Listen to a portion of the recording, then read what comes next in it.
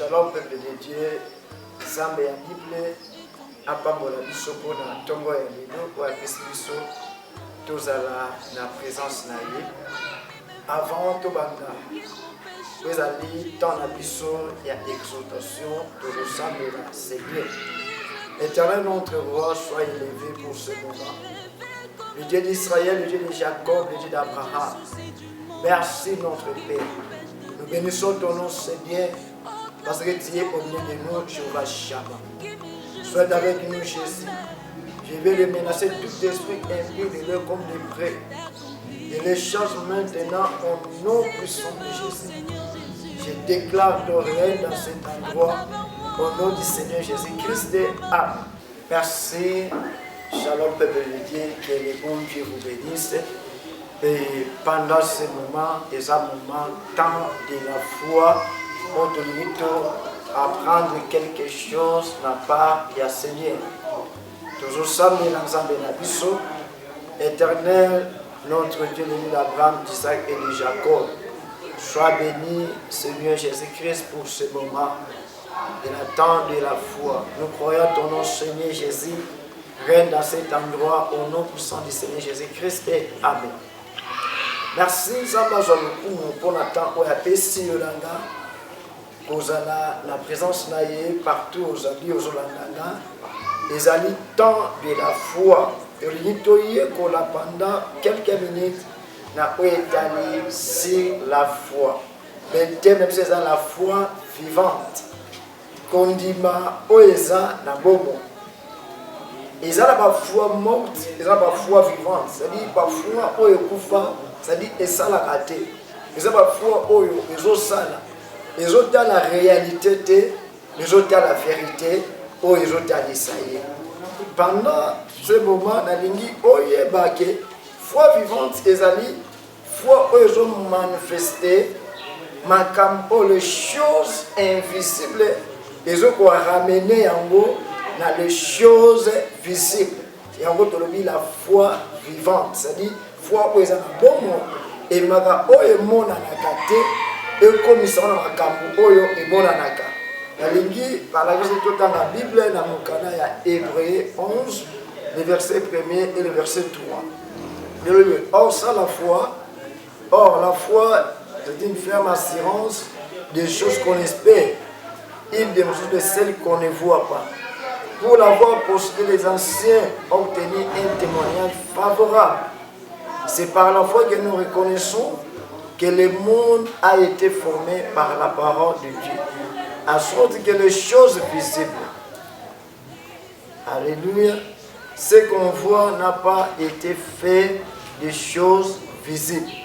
Or, la foi, c'est une ferme assurance. Foi, les alliés vivantes, les alliés fermes.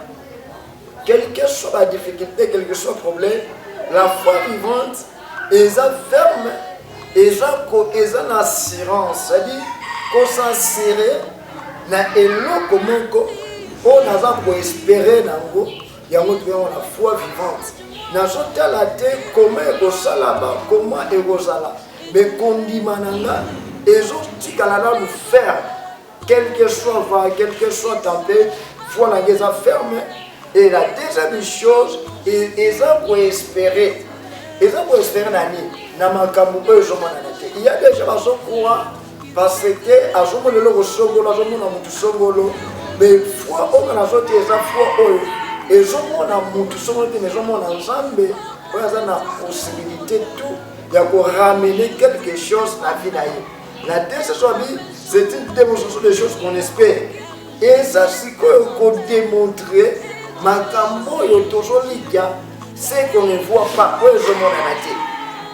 Parfois les naza ko espérer na musala moko songolo et foi dans les comme qu'on démontrer que je ne suis pas chômeur mais je suis un travailleur dans ce courant par la foi. Et la deuxième chose, c'est par la foi que nous reconnaissons que le monde a été formé par la parole de Dieu. Dans cela, on demande que la parole. La Bible dit la foi vient de ce qu'on entend, c'est la foi vient de la parole de Dieu. doit commencer par la foi. Et comment nanzela kondima. Si foi ezate, comment makambo kosalama? All mokil, le monde a été créé par la parole. Quand lorsque l'Éternel parle, Dieu dit, Nzamba lobaki, dit Seigneur a soloba, na esprit ensemble, na kondimation ensemble na mokil.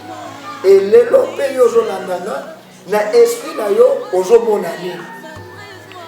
Oh esprit, na parole ezotambola. Lorsque l'esprit n'a pas connecté, na makambo ezali possible la vie nanga, n'ajouta la impossibilité, mais n'ajouta la oyo nzambe azana mille possibilités, il y a quoi donner dans quelque chose et ça là-bas. Yabi babi, mon qui en sorte que ce qu'on ne voit pas a été fait de choses visibles. Oyo biso to mona gate, yawe sama kabo zo mona. Di mokili to monde oyo nanga toza ezali créé na parole. Seigneur na lobi mokili salabi. To parler c'est la foi vivante. C'est-à-dire eza foi oyo dans la réalité mais dans la vérité, c'est-à-dire oyo na zoloba, ce que je déclare, yango na je crois nango. Donc la foi vivante. Babi c'est par la foi que nous reconnaissons les animaux formés. Le monde était formé par la parole, mais la parole des foi, il y a déjà des gens déclarés, ce qui est positif dans leur vie, mais ils croient que Makamozo est au salam. Et on n'avait pas ce salam.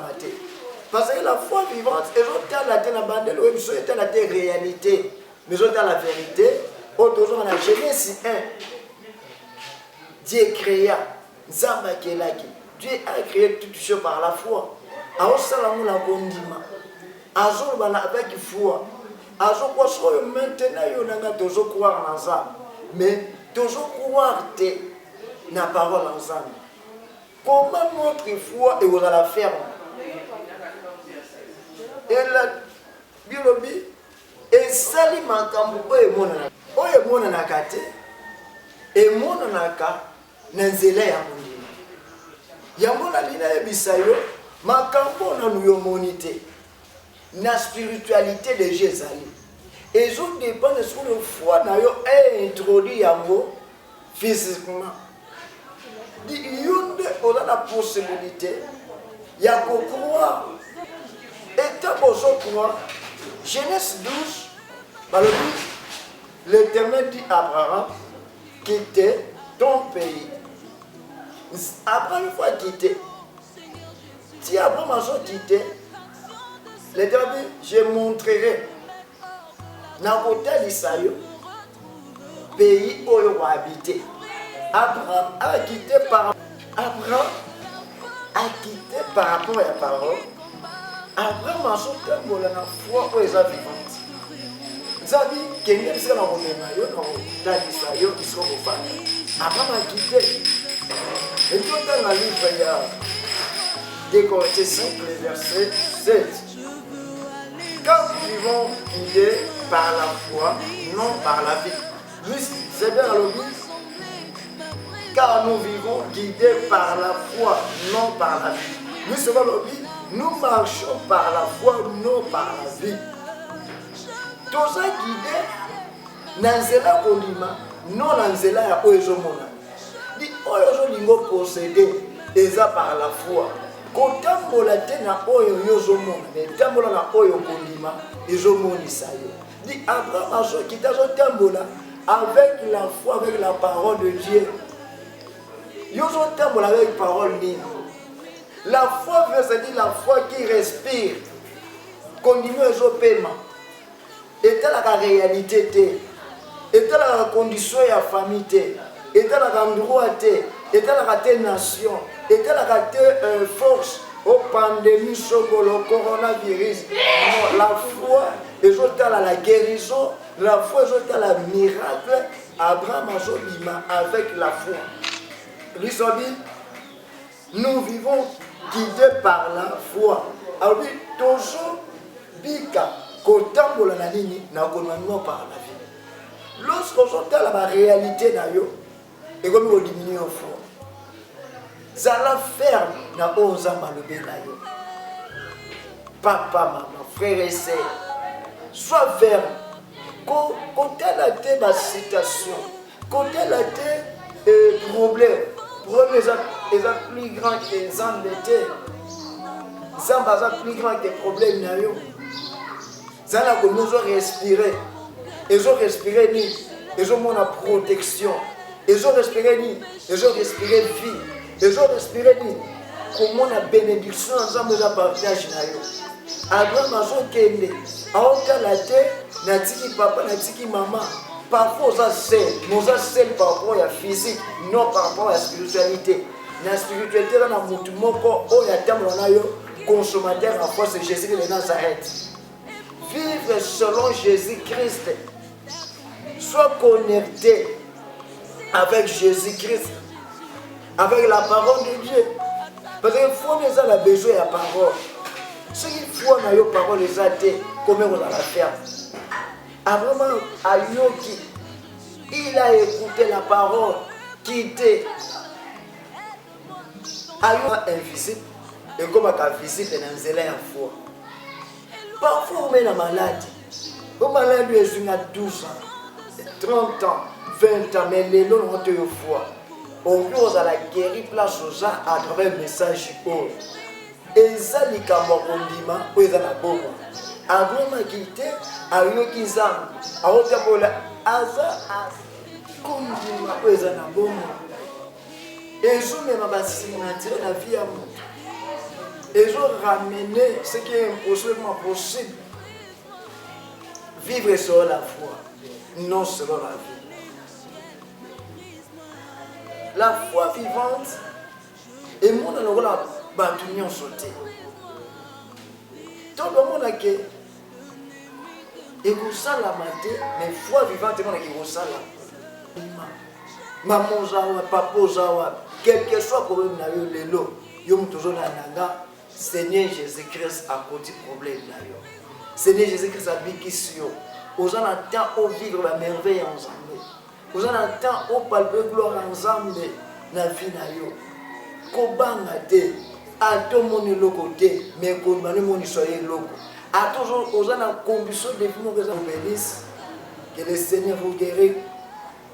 Je déclare maintenant, recevez la guérison de votre santé, recevez les miracles, recevez le pardon de votre péché. Que mon Dieu vous bénisse. Au nom puissant du Seigneur Jésus-Christ. Amen. La chaîne Abisso Elonga TV officielle. Désir Nangato demande Nangezali. To s'abonner massivement à la chaîne Elonga. C'est un message qui toko au Christ a préparé pour la Yonanga. Que le Seigneur vous bénisse au nom du Seigneur Jésus-Christ. Amen.